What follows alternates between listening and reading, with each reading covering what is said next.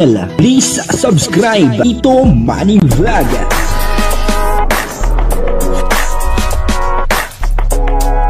Payagan po si Tito Manny Vlog na mag-reactor para pambiling gamot sa kanya pong karamdaman. Wala masyadong records ng ng away. Habang tumatagal po ay lalo nagkakalapit ang loob ni Kalingap Mikoy at saka ni Krista. Siyempre, marami pa nagsasabi na talagang gustong-gusto rin po talaga nilang maging malapit sa isa't isa itong dalawa, pero siyempre hindi po natin alam kung ano po ang ibig sabihin ng kanilang pagiging malapit, pwede pong magkapatid, pwede pong magkaibigan at pwede rin mas sigit pa doon. Kaya lang siyempre sa ngayon ay alam po nating lahat na si Krista ay batang-bata pa. Pero nagsabi naman po si Kalingap Mikoy na siya ay makakapaghintay. At ang ating thumbnail ay tanging ikaw.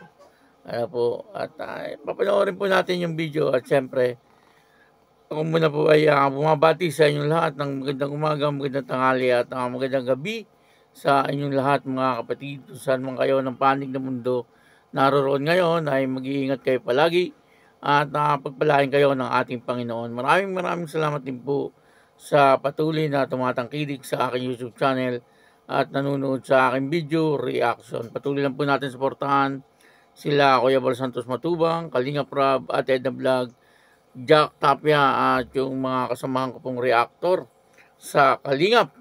Gayon din po yung mga charity vlogger na Kalingap partner. Ito po yung video na kung saan ay makikita po natin na talagang etong si Krista at saka si Kalingap Mikoy ay talagang malapit na po sa isa't isa, na ibig sabihin ay talagang komportable na po sila sa bawat isa. Ito po yung video, panoorin po natin at ang kabuuan po ng video ito yung mapanood po natin sa YouTube channel ni Kalingap Rab.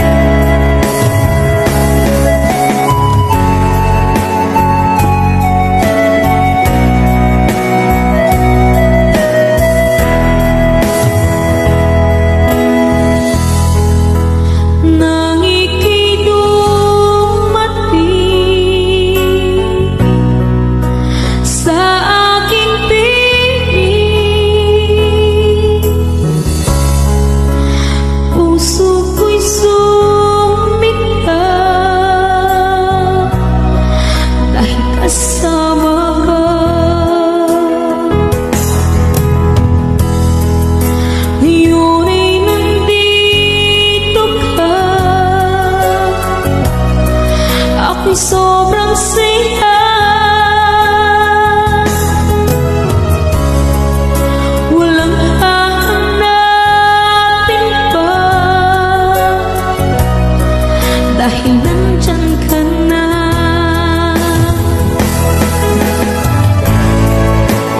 Tanging ikaw lang ang laman ng isipan.